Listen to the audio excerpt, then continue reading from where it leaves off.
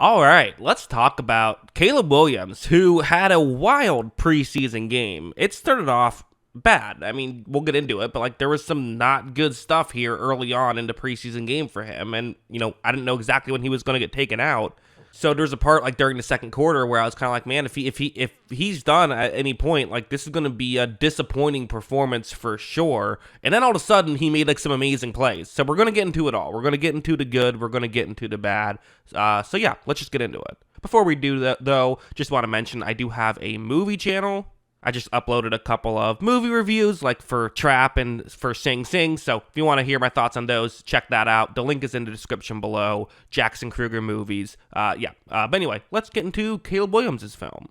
So we'll start off with this play. This was the first play of the game for Caleb Williams, where it's going to be, you see the concept on the screen, it's the route going closest towards the sideline that Williams is going to look towards. This is essentially a rub route right here, trying to just get him open. Okay, simple enough.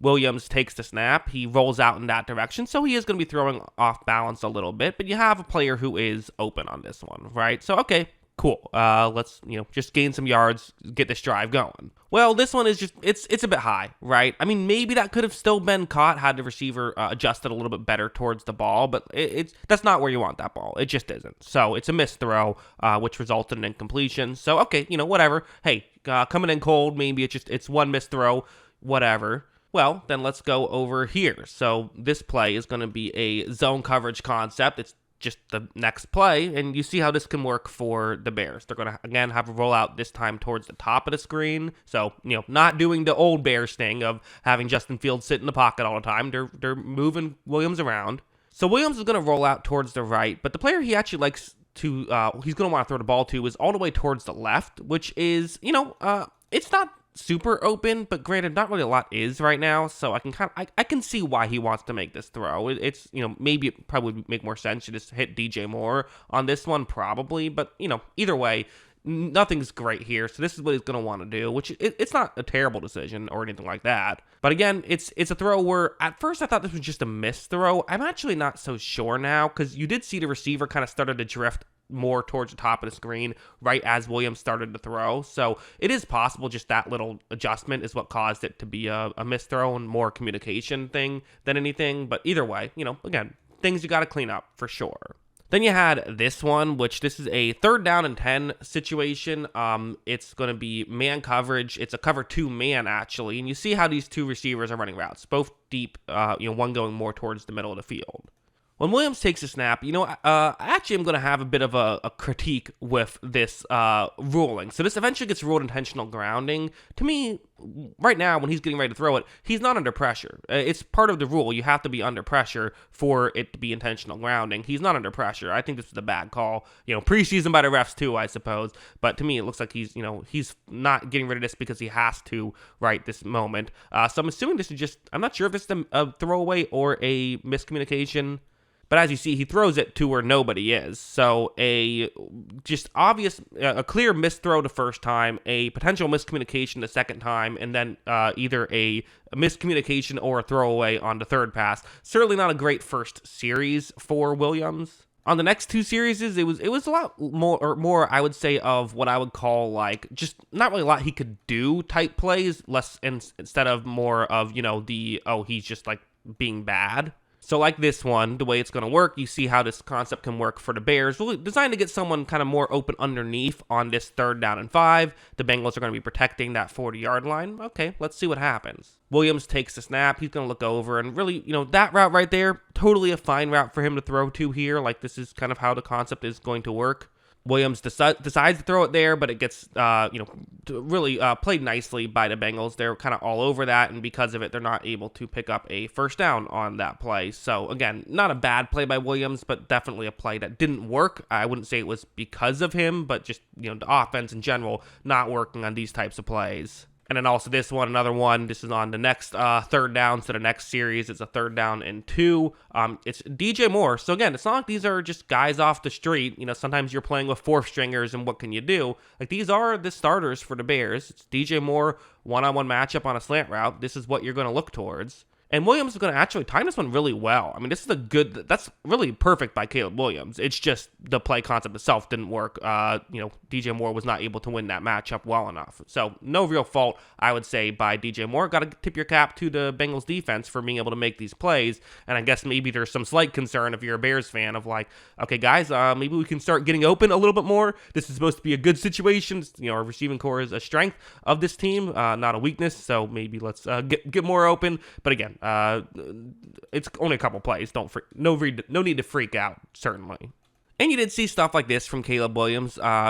This is on the third drive for him. What's going to happen is it's zone coverage. You have a receiver it's actually a tight end who's going to just try to get into a gap in coverage. Simple enough. Williams is going to take the snap right here. He looks over and, definitely that player is open at this point. It's about as open as you're going to be. And if you look at Williams, he's in the throwing motion. And he has such a quick release with the ball, too, that, he can do this stuff really well. Does get the ball over there, and they're able to pick up 8 yards on first down. They ran it for 0 yards, and then there was the DJ Moore incompletion I just showed you. So we weren't able to get the first down. But, this is still a nice play by Williams for sure. This play was good. I mean, this was, it wasn't all bad. This isn't a completion, but it's a good play. It's a zone coverage concept. You have a receiver running a deep shot right here. So, okay. Well, we know Caleb Williams isn't just known for his mobility. He is someone who, has a great arm. Let's see him show it off here. Williams is going to take the snap. He runs a play action, well protected, is able to step up and make this throw. And right here, there's a window. But this is a small window. This is not a wide open play, and you're going to have to really make a nice throw to get a completion. So does Williams succeed at that? Well, yeah. I mean, he actually makes a really beautiful throw. It was interfered with, so it's a flag. You get the yards, even if you don't get it added to your total, which I don't know. They could add it to the total. Why not? Give him the passing yards and give him the receiving yards if there's a play like this. But either way, this is a good play. Again, unfortunately for Williams, I'm sure it would have helped out his stats had this been a completion instead of incomplete, but it's the same effect, so that's definitely a good one. But then all of a sudden, Caleb Williams showed up. I mean, you have this one, for example, which is just an incredible this is the Caleb Williams type of thing you see, right? Where the way this is going to work is I'm not even going to break down the play because play itself is going to kind of break down. You see how Williams, play doesn't work exactly as designed right away, so he does this sort of spin move, which I'm not even sure if he had to do, but ends up throwing off balance far down the field, and this is not an open route at this point.